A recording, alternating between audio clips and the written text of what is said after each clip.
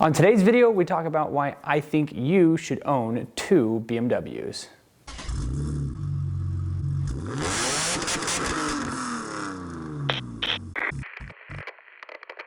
Now, over the years, I've gotten lots of comments and questions on how I would go about doing this again, or how somebody else should go about doing it if they're going to do it themselves. And this theory that I've got here probably isn't the cheapest up front, but it's probably the best case scenario in the long run. And that is, if you're going to be building something like this, you should own 2 BMWs of the exact same one. Now, this isn't to have one be a donor car and one be the car that you're building. This would be something like a daily driver and your race car. If you go really deep with a race car like this, where you're trailering it places, then you kind of have to recalculate what you're daily driving. If you've got a truck so that you can have a trailer, so you can take this places, then that's probably your best case scenario. But if you've got kind of a daily driver, and then something like this can still be driven on the street, it's just more of your track build, kind of something you can drive to the track and then drive home. If you buy 2 of the exact same BMWs, no matter what they are, obviously in the E46, I think you should probably go with a 330 or a really neglected M3, so that you're not spending $20,000 on an M3 and then you go through and you gut it and basically take all the value out of that car. I think that the 330 is probably one of the best options for the E46 platform. And so we'll just use this for an example. For a while, I did have a 330 sedan, and that was a great daily driver. I ended up getting basically what I wanted out of it. I had a buddy that wanted it really bad, and so I was able to get back out of that car with all the parts and everything, which is pretty rare. Most of the time when you modify a car, you don't get any of that money back. But where this one, we went through and did a bunch of maintenance, I sold it for roughly what I had into it. And I really regret doing that for a couple reasons. One, that car was red and it was a 330 sedan. It was just really good condition. But the main reason I regret that is having 2 of the exact same car made it really nice for several reasons. One of them was, when you learn this car, then you're done. If you have 2 different cars, then you have to learn how to work on both of them. Once you've gotten the 330 down, then your daily driver and your race car, you both know how to work on it. You don't have to sit there and try to figure one out and then the other one. That makes it really nice for when you're working on maintenance for your daily and upgrades for your race car. And that leads into the next topic, is when you are daily driving a car, things wear out. And what's nice is if something wears out on your daily driver, you can pull things off of your race car, put them onto your daily driver, and then that gives you incentive to buy things upgraded for the race car. So for example, and this actually happened, the thermostat went out on my 330 sedan, and I pulled the OEM thermostat out of this car, which was fine, and I probably wasn't going to replace it until it started having issues. That's kind of how I go about building this. That's the other thing we'll get into a little bit later on, just kind of tips and tricks on how to build it just without doing the 2 BMW thing. And what I did was I pulled the stock thermostat out of this car, moved it over to the daily, and then I bought an upgraded thermostat for this car. So if the race car broke, it would get upgraded parts. And then if the daily broke, I would move stock parts from my race car over to the daily, and then the race car would get new parts anyways. So no matter what broke, the race car was always getting the upgraded parts.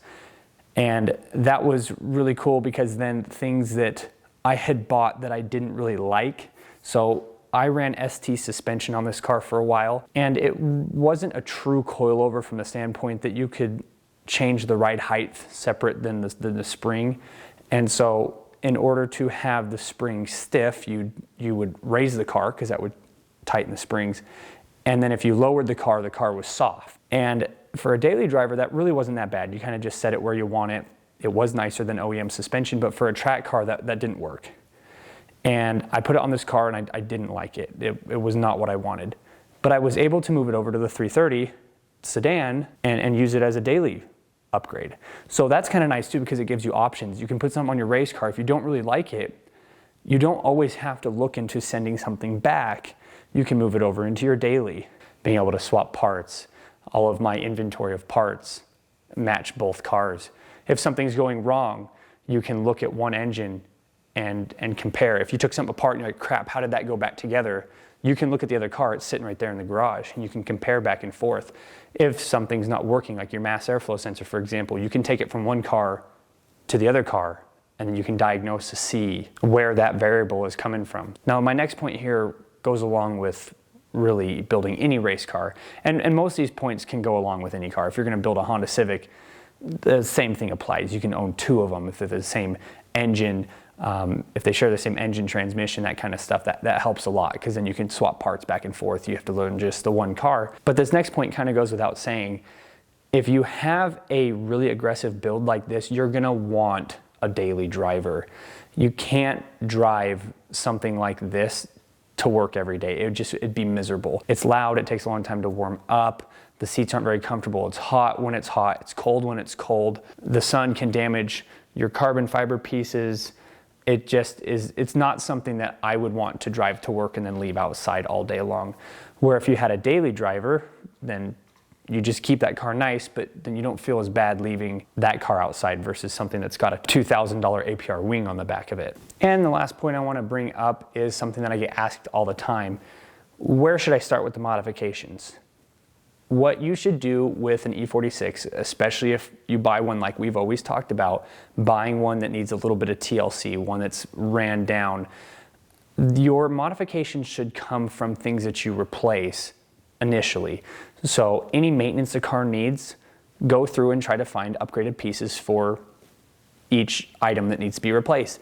If you need new hoses, go and see if there's upgraded hoses. If you need new radiator, go see if there's an upgraded radiator. But I would not spend $200 to put an OEM radiator in this and then pull out a perfectly functioning seat to put racing seats in it. I would do an upgraded radiator and then wait on the seats.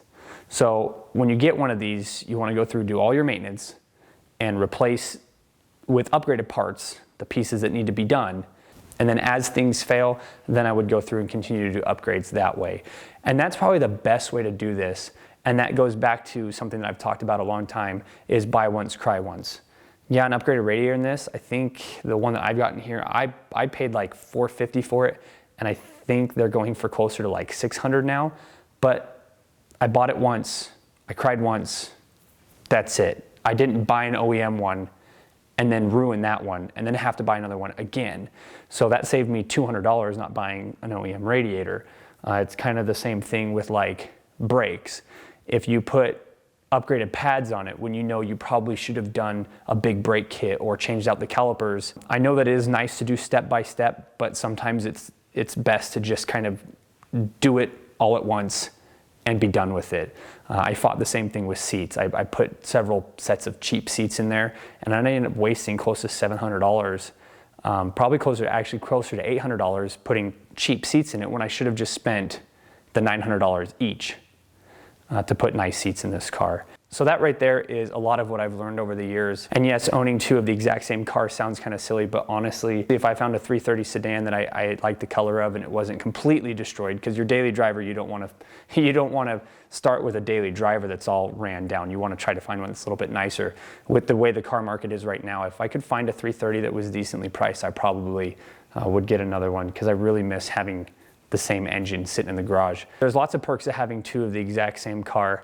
That's just my opinion. Let me know what you think in the comment section below. Thanks so much for watching. If you have any comments or questions that you'd like to see me answer here, you can leave them down in the comment section below. This question here was kind of a lot of them that I've gathered over the last couple months and wanted to address. So if you want your question answered in kind of a sit-down talk style video, just leave them down in the comment section below. If it's a good one, I'll make a video on it. Thanks so much for watching. Check out our Instagram, link in the description below. That is Tenza_Motorsports. We're gonna be doing some giveaways this summer. All you have to do to be part of those is follow us. We'll be pulling a winner from the list of our followers. Also make sure to check out our Patreon, link in the description below as well. Thanks so much for liking and subscribing, and we'll see everybody in the next video.